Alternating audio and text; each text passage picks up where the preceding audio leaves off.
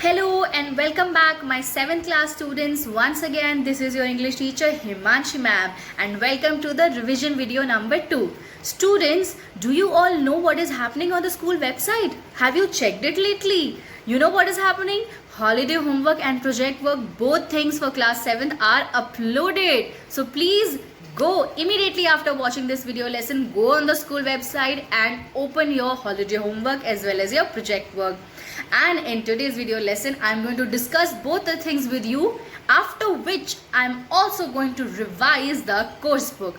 Jyotsna ma'am and I have completed 2 chapters in course book which I'm going to revise today with all of you. But before I do any of those things, what are the 3 things that you better do?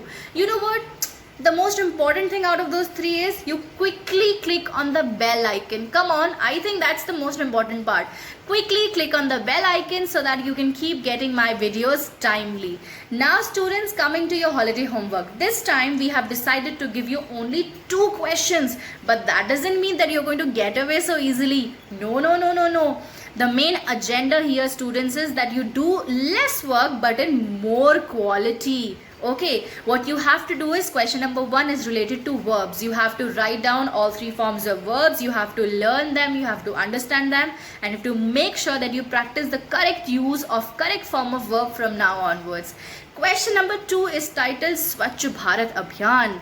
I'm sure you have heard about this in so many news updates and news channels, radio, etc. So based on that, details are given in the holiday homework on how to attempt this question. So you have to write the report on it and make sure you do it nicely. And if you have any problem in both the questions or even one question, what are you going to do?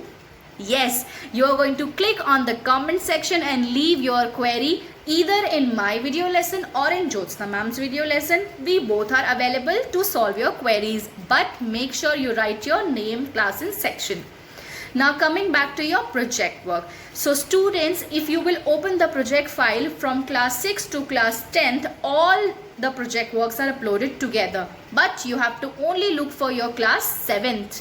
That's right. So you will see there are total 5 topics which are given to you. But out of those 5 topics, what do you have to do? You have to choose only one. That's right. You will choose only one topic and then you will read the key points given in each topic. You will read the choice of your topic, the key points given in that, and based on that you will do your project work. Project basically means finding out extra details, lots of information, learning about it, discovering new details, doing research work properly and in an organized manner. So students, your holiday homework you can do in a small register, even in those 10 rupee copies which you can get easily. And your project work must be in a good quality of folder and sheets and in good handwriting. Use cutouts, newspaper cuttings, pasting, sketching and all the other things which are essential and will make your project even more attractive. But the main focus should be on the content. Your research should be precise and mostly interesting.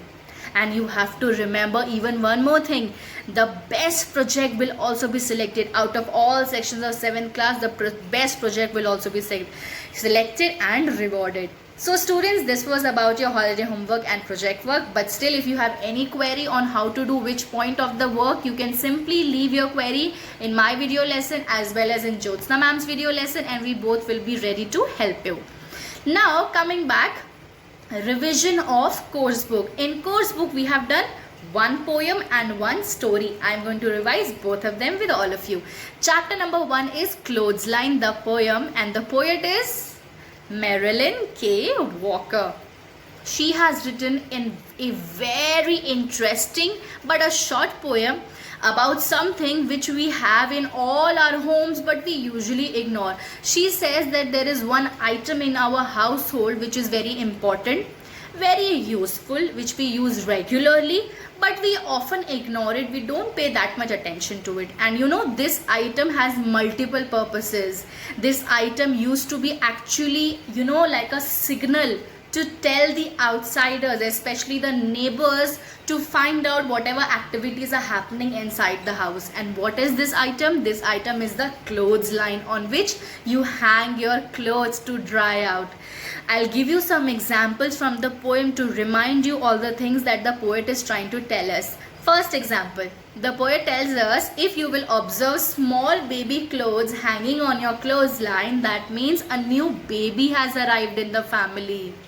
Example number 2, if you will see there are no clothes on the clothesline, it's completely empty since few days, that means the family has gone for a vacation. Example number 3, if you will observe fancy clothes, fancy tablecloths, or new items, new towels hanging on the clothesline, that means maybe the guests are arriving in the house. So students, these are some examples the poet is giving us in the poem to tell us that the clothesline is just not for the clothes, rather it is actually a symbol of providing information to the other people about the activities which are happening inside the house, which keep the neighbors and the society connected with each other. The theme of this poem is nostalgia. What is the theme of this poem? Nostalgia. And what is the meaning of this word? Nostalgia means when you feel emotional about thinking, while thinking about the past incidents, whatever used to happen in the past, and now you feel emotional because they don't happen anymore. The poet is telling us that now this clothesline doesn't seem that much important to people in the society like it used to happen in earlier days when I was a small girl. Okay students, so what you have to learn from this poem? First of all, this poem gives us many examples about the multi-purposeness of the clothesline, and then we also learn the rhyme scheme in this poem, which is A, B, C, B mostly, right? And then there is one poetic device also which is used in this poem called alliteration. You can see that in your back exercise information in your books. And then students, overall this poem, the theme is nostalgia, feeling nostalgic about some things related to the past lifestyle which don't happen anymore, according to our poet Marilyn K. Walker. This was your chapter number 1, the clothesline poem.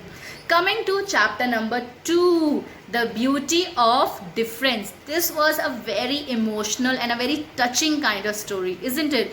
This whole story is about Shireen, a small girl who used to live in Tehran with her family, but there were some circumstances because of which her parents had sent her to London to live with her cousins, where she was going to continue with her school, right? And she was going to learn all new subjects in English, which basically attracted her to move to London, because initially she was not ready to go. But apart from these information, what is the most important point of this story? It's her lifestyle, it's her attire, her clothes which she wears, which represents her community from which she comes from.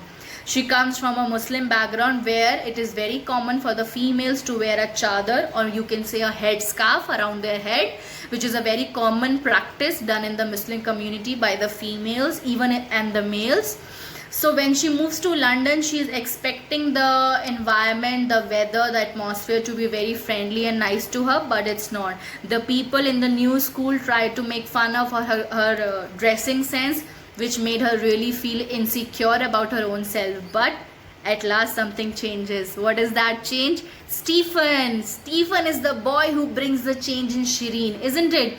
He is the new friend who comes to meet her during the lunch break, and he suddenly motivates her. Shireen observes that boy who comes from a poor family, who wears old and rugged and torn clothes, but is still positive about everything in life. So when Shireen looks at him and talks with him and eats lunch with him, she finally realizes that yes, in life we should not always get affected by what other people tell us. We should not feel so harmed and so insecure by other people's remarks on us. Rather, we should have the self-confidence to carry our individual beauty as it is.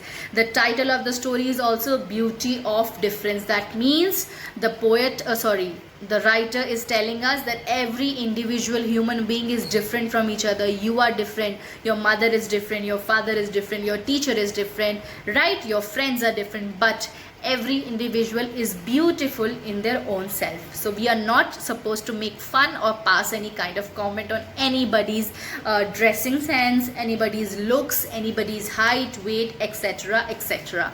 So in this lesson, earlier Shireen was very disappointed in the changes that were happening in her life, but later on she feels motivated with the help of a new friend who was Stephen. So students, that's it. This was the quick and short revision of the 2 chapters which we have done in your course book. After that, we will continue with the revision and some other instructions in the next video lesson which you will get in the next week. So I hope that you all enjoy your homework and your project work, and it's very important that you don't feel a rush to complete it as soon as possible. Rather, do it with your own time and on your own pace, but do it nicely and creatively. Take your time and make sure you keep on enjoying your summer vacations. I hope to meet all of you very soon. Take care students. Bye bye. See you all.